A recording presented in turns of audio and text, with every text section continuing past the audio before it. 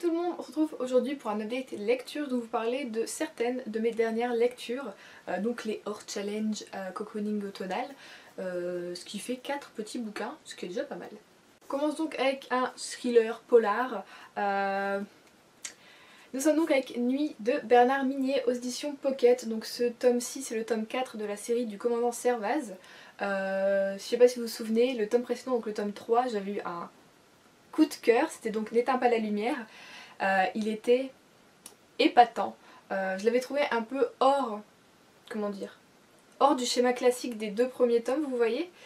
Et du coup j'avais adoré, parce qu'on était fort du côté de un peu la victime, donc de la vision d'une certaine, enfin de notre personnage principal qui n'était pour une fois pas le commandant Servaz, et j'ai trouvé ça très très cool, très prenant tout ça. Et du coup celui-ci je me suis dit mais enfin est-ce qu'on va continuer un peu là-dessus ou pas tellement, et non pas tellement. On est vraiment là avec le commandant Servaz et il y a une nouvelle arrivée et bien qui débarque. Nous sommes donc avec, comment s'appelle-t-elle, Kirsten, qui nous vient donc de Norvège. Je dis comme ça parce que je suis pas sûre. Je crois qu'elle vient de Norvège. Et enfin bon, quelque chose a dû, voilà. Je vais pas tout vous dire parce que je ne veux pas spoiler. Mais l'a fait venir en France et voir le commandant Servaz, voilà. Et en fait, ils vont devoir un peu mener l'enquête tous les deux. Alors j'ai aimé parce que c'est du Bernard Minier, j'aime l'écriture, j'aime quand même l'univers, tout ça. Mais je l'ai encore trouvé autre que les 3 précédents. Il est assez spécial. Je l'ai trouvé plus lent, avec moins d'action. Un peu moins prenant du coup, mais en même temps le sujet était un peu hyper primordial, ça touchait directement le commandant, tout ça. Enfin voilà, on est de retour avec un personnage qu'on connaît très bien, que l'on recherche tout ça dans la série. Et du coup à chaque fois on croit un peu toucher au but, se rapprocher de quelque chose, donc voilà, ça donne envie de continuer tout ça.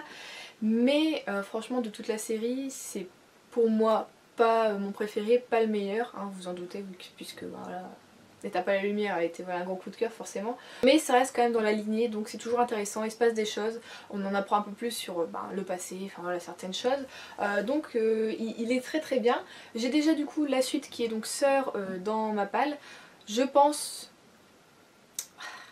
Je sais pas, j'ai envie de le lire pour le Cold Winter Challenge, mais en même temps je me dis peut-être qu'il faudrait que je laisse un peu souffler la série pour pas être... Enfin pas un peu... Je sais pas si on peut vraiment être genre...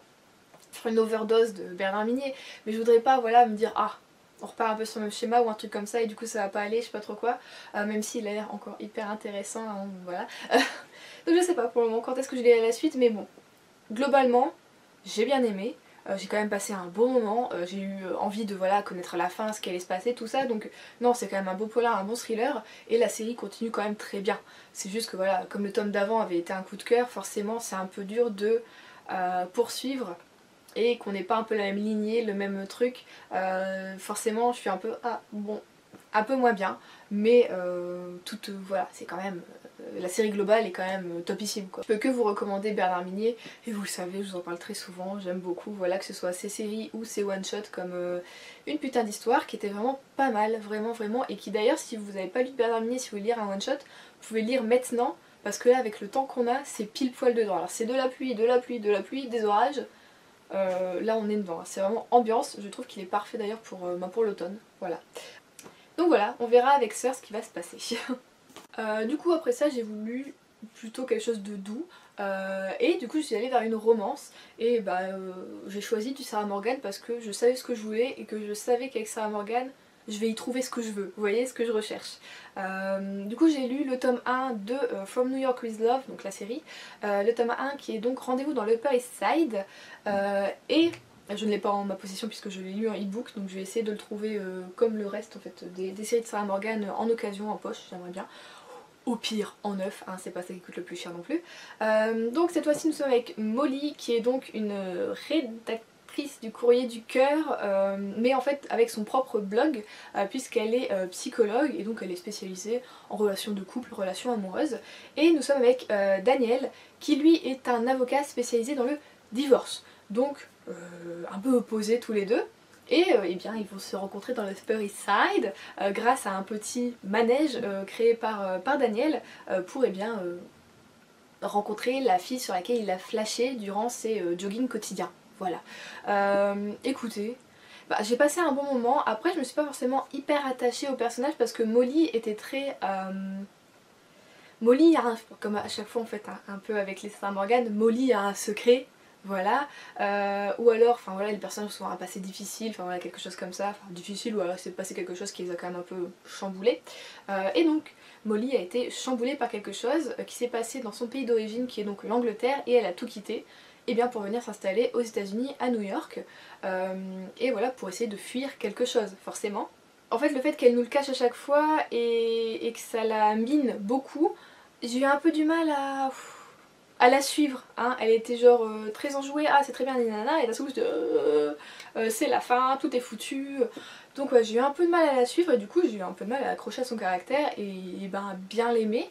Et Daniel était au départ un peu cliché de l'avocat, voilà, qui réussit tout, qui réussit sa vie, voilà, qui arrive à plein de choses, qui est vraiment une machine et qui se fait des gonzesses à l'appel, hein, voilà. Pour finir, comme à chaque fois finalement, ne pas être finalement le gars qu'il paraît être et qui est bien plus que ça. Et du coup j'ai un peu plus accroché avec Daniel. Même si ça fait aussi un peu le cliché des romances, vous voyez, le bad boy qui finalement n'en est pas vraiment un et qui voilà est très gentil, qui a plein de passion, qui est quelqu'un de très intelligent, enfin voilà. Mais finalement je trouvais qu'à deux, ils ont quand même bien matché.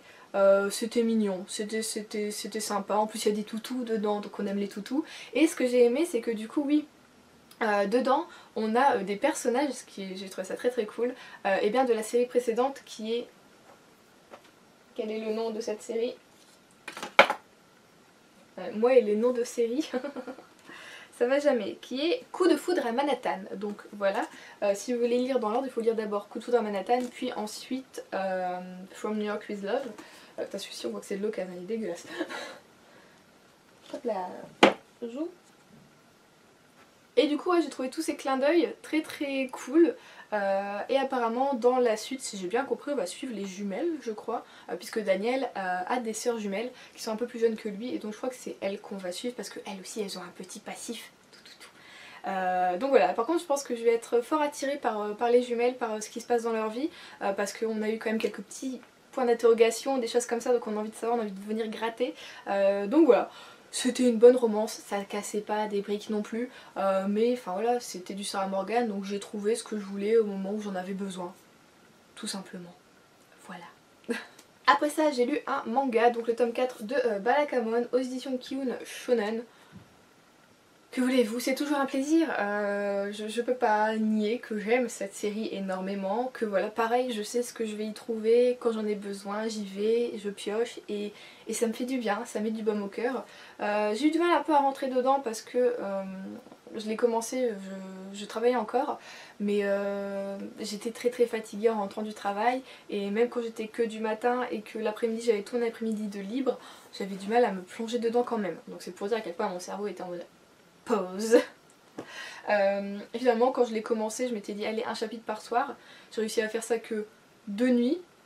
Et ensuite je l'ai dévoré le troisième soir, je dis non, c'est pas un chapitre, allez, tu manges tout, on y va. Et quand je l'ai fini, j'avais envie de lire le tome 5, mais bon, je m'étais dit non, Juliette, tu as d'autres livres à lire, et les mangas ça va être un peu entre deux briques, j'aime bien voilà, lire des mangas. Donc c'est toujours une série que je recommande. Bon là on est toujours en été, hein. Mais je sais pas quand est-ce que l'hiver arrive sur l'île, mais je sais pas, ça met du baume au cœur, c'est chaleureux, c'est drôle, nos personnages sont cocasses, je dirais. J'adore toujours autant les dessins, les petites blagues, les petits... Enfin ouais non, c'est trop bien, enfin voilà, j'aime énormément ce manga. Et du coup après ça je me suis dit on va s'attaquer à une bonne brique, voilà. Qui au début je ne pensais pas que c'était une bonne brique puisque je l'ai commencé en e-book, puisque à ce moment je travaillais encore, donc pour pouvoir lire durant mes pauses je préférais prendre des e-books, mais je l'avais en version papier également. Et quand je me suis rendu compte au bout de 3 jours, je le lisais en e-book, je me disais ah je vais quand même regarder, enfin je vais quand même le lire en papier chez moi, ça me fera plaisir. C'est une brique. Voilà. Du coup j'ai lu Le Signal de Maxime Chatham chez Albin Michel. Il est beau, il est magnifique. La version poche est exactement le même, ce qui est cool parce que des fois ça change, c'est vraiment le même. Nous avons donc les bords noirs un peu gris, et puis la moitié du visage de Maxime Chatham sur le derrière. Enfin voilà, il est vraiment cool et les pages sont encadrées. C'est un beau livre, franchement c'est un beau livre. Alors, je me suis lancée dans Le Signal sans rien savoir du tout, à part que apparemment ce serait un truc plutôt horreur et hanté avec des fantômes. Donc voilà, donc je me suis dit ok bon bah allons-y, moi les fantômes ça ne me fait pas peur. Et quand je l'ai commencé je me suis dit bah attends merde en fait c'est vraiment c'est horreur thriller en fait, il y a un truc. J'ai eu un peu peur sur les 2 premiers chapitres qui sont très stressants. Et je me projette énormément à la place des personnages, c'est vraiment ma façon de lire, je me mets vraiment à la place des personnages. Et là j'y étais, j'étais pas bien. Franchement j'ai pas du tout l'habitude de lire de l'horreur, c'est vraiment mon tout premier en fait bouquin horreur, je n'ai jamais lu de Stephen King qui est donc le roi dans ce domaine. Et ben chez nous c'est Maxime Chatham qui est donc le roi francophone de ce domaine, en tout cas que je sache, pour moi c'est celui que je connais le plus qui fait ce genre là. Et du coup oui, les 2 premiers chapitres, oh putain j'ai un peu mal dormi, en fait enfin, j'ai un peu mal dormi. Même si après ça va mieux durant le bouquin, où voilà je m'attends à avoir un peu plus de choses comme ça qui font peur ou quoi que ce soit. Tout du long de ma lecture, j'ai pas fait une nuit complète. Je l'ai lu pendant une semaine je crois, ou un peu plus, je sais plus, parce qu'il fait un peu plus de 700 pages. Ouais, il fait un peu plus de 730 pages. Oui, j'ai mis un peu plus d'une semaine à le lire. Je n'ai pas très bien dormi, à part le week-end comme copain était là. Mais toute seule, ouais, tu flippes un peu. Alors j'ai pas mal aimé l'histoire, j'avais plein de questions en fait durant ma lecture. Vraiment, je m'étais dit, ouais, j'ai envie d'aller jusqu'au bout presque directement. Bon, enfin, forcément, comme je travaillais, c'était un peu compliqué. Mais j'ai quand même trouvé une certaine longueur et lenteur. On m'a un peu perdu, j'ai envie de dire, j'ai un peu perdu l'attrait au niveau des pages 450 à 550, donc sur 100 pages. Je lisais, mais bon, j'avais plus trop l'envie de découverte ou de choses comme ça, je trouvais qu'il se passait trop rien. Et après ces 550 pages, et ben je l'ai becté totalement. J'ai passé 550 pages, je l'ai fini ce jour-là. Parce que là, après, il se passe un truc et t'as envie de savoir. T'as envie d'aller jusqu'au bout de ça, si c'est vraiment ça, si... Enfin voilà, tellement de choses. Donc voilà, je vous conseille, si vous le lisez, c'est de ne pas vous attacher au personnage. Sans déconner, moi qui lis pas mal de polars et de thrillers, je n'ai jamais vu autant de morts dans un livre. C'est fou.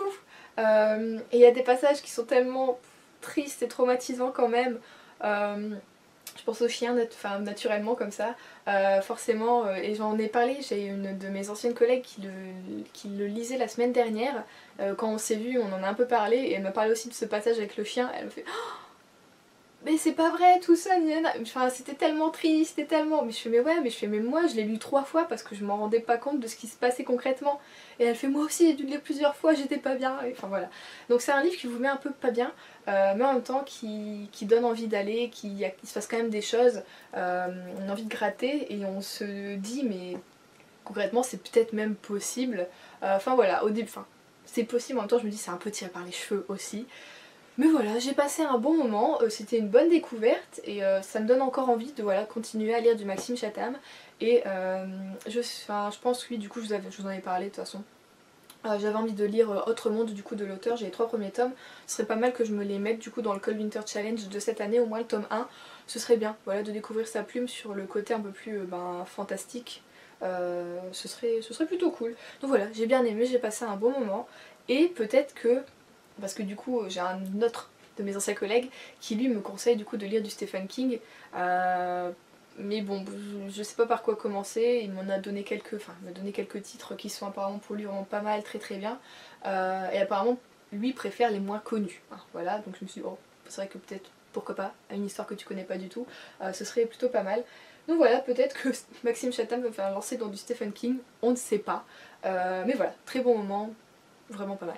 Écoutez, cette update lecture est donc terminée. Donc voilà mes 4 dernières lectures avant les lectures du challenge que sans déconner, je dépote. Là je suis en train de lire ma 5e du coup lecture du challenge. Ça fait quoi, une semaine et demie que j'ai commencé? Oui, 2 semaines, une semaine et demie, 2 semaines, je sais plus. En tout cas voilà, j'avance très très bien, donc je suis très contente, j'ai bien sélectionné mes lectures. Donc dites-moi ce que vous avez lu ces derniers temps. Si vous avez peut-être d'autres bouquins à me conseiller justement sur Maxime Chatham ou un peu dans ce style-là, un peu horreur, si je veux voilà, me lancer un peu dedans. Je vous préviens, j'ai envie de me lancer mais pas non plus y aller au galop, hein. Ça va être peut-être un livre par an, hein. Vraiment ça va être au compte-gouttes parce que c'est pas non plus un genre que j'affectionne énormément. Je me dis que de temps en temps c'est pas mal, mais ça sera jamais un de mes genres de prédilection, ça c'est sûr. Donc voilà, je vous fais de gros bisous et je vous dis à la semaine prochaine.